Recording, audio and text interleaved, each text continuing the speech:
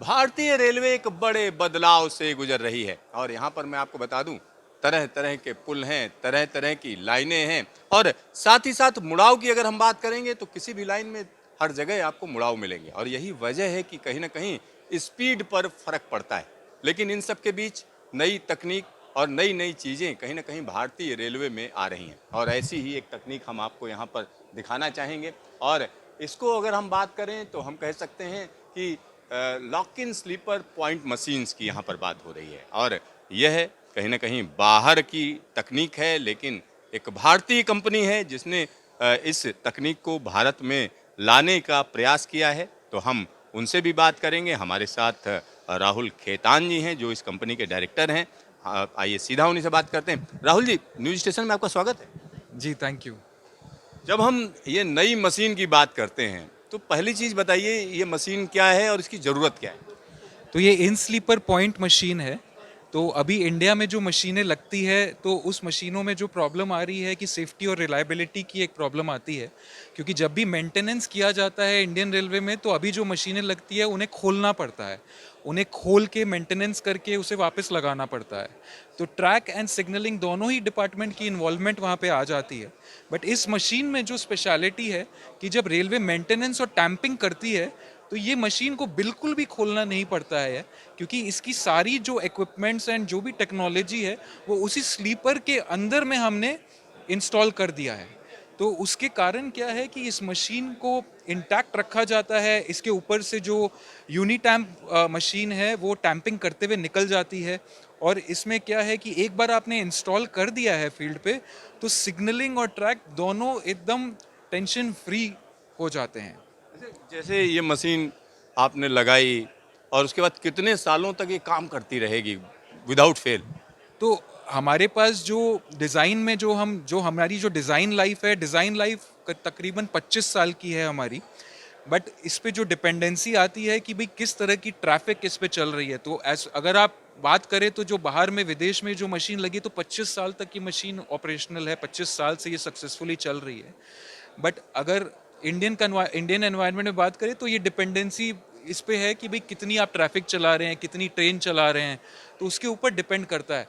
But in general condition आप 20-25 साल तक आराम से ये मशीन वहाँ पे आप इंस्टॉल करके निश्चिंत रह सकते हैं विद स्मॉल मेंटेनेंसेस। जब इस समय का जो एग्जिस्टिंग सिस्टम है, एक तो हम उसकी अगर बात करें और एक जो आप बात कर रहे हैं, इन दोनों के बीच में अगर हम प्राइस वाइज देखें तो कितना फर्क है? तो प्राइस में जो अभी जो इंडियन रेलवे में जो सिस्टम यूज़ कर रहे हैं तो उससे तकरीबन ये 15 से 20 गुना एक्सपेंसिव है।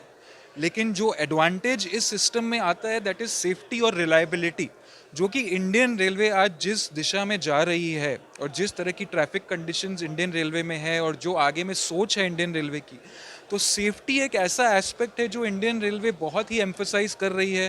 बिकॉज सेफ्टी के बिना आप लॉन्ग टर्म में ऑपरेट नहीं कर सकते हैं। तो इसमें जो आपको जो एडवांटेज मिलता है सेफ्टी और रिलायबिलिटी का, वो आपकी एग्जिस्टिंग मशीन्स में नहीं मिल रहा है and that is priceless. Because उसके लिए जो भी आज आपको लग रहा है कि द प्राइस, इसमें प्राइस ज़्यादा है, बट अगर सेफ्टी को आप अगर सामने रखें तो सेफ्टी की price is, you can not put a price for safety. So that is what we are trying to deliver to the Indian market, safety और reliability. That is what we are getting to the Indian market. ये क्या जो machine है, point machine, इसका कहीं पर trial चल रहा है या कोई शुरुआत हुई है इसकी? जी बिल्कुल, अभी हमें 4 रेलवे से ट्रायल ऑर्डर मिला है। हमें north central railway, south central और नॉर्दर्न रेलवे, तो चारों ही रेलवे ने इस मशीन को सेलेक्ट किया है, इसे क्वालिफाई किया है और हमें ट्रायल का ऑर्डर मिला है। तो अभी ये बहुत ही एडवांस डेवलपमेंट स्टेज पे है फॉर इंडियन रेलवे एंड हम उम्मीद कर रहे हैं कि मार्च 2026 तक ये मशीन फील्ड पे आ जाएगी। तो मार्च 2026 तक ये मशीन फील्ड में आ जाएगी।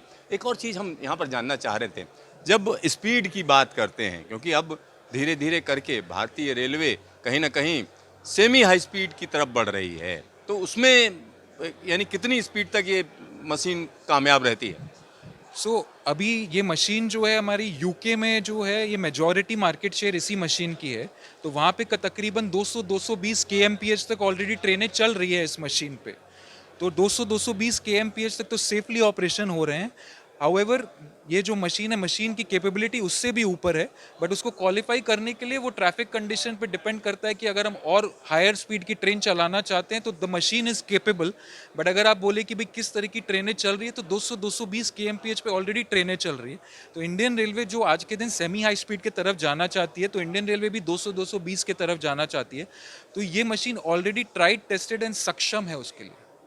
ट्राइड टेस्टेड और सक्षम मशीन यहाँ पर बताई जा रही है। एक और चीज़ हम जानना चाह रहे थे कि जब हम पूरे देश की बात करें तो इस तरीके की कितनी मशीनों की ज़रूरत पड़ेगी अगर सारा का सारा बदला जाए? तो इंडिया में बेसिकली ये जो मशीन लगती है ये टर्नआउट्स के ऊपर लगती है, और इंडिया में जो टर्नआउट की पॉपुलेशन है करीब 1 लाख टर्नआउट के आसपास की पॉपुलेशन है, 1 लाख से थोड़ी ऊपर है पॉपुलेशन। तो अगर हम क्लास ए रूट में लगाना चाहे, क्लास ए रूट है जो मेन लाइन रूट है जहाँ पे high speed train, semi high speed train जो चलती है आज के दिन इंडिया में, तो अगर हम क्लास ए रूट में ही लगाना चाहे तो तकरीबन जो मुझे अंदाज है कि तकरीबन 50,000 टर्नआउट्स तो होंगे फिर भी क्लास ए रूट पे। तो आपका ढेर सारा धन्यवाद है तमाम जानकारी देने के लिए। थैंक यू जी, धन्यवाद। यहाँ आप समझिए, क्योंकि भारतीय रेलवे की जब हम बात करते हैं तो इस तरीके की डिवाइसेज कहीं ना कहीं रिक्वायर्ड हैं। इसलिए रिक्वायर्ड हैं क्योंकि सेफ्टी पैरामाउंट है। साथ ही साथ स्पीड के साथ जब आप बढ़ेंगे तो इस स्पीड को इंश्योर करने के लिए इस तरीके की मशीनों की ज़रूरत पड़ेगी। Siddharth, news station, Delhi.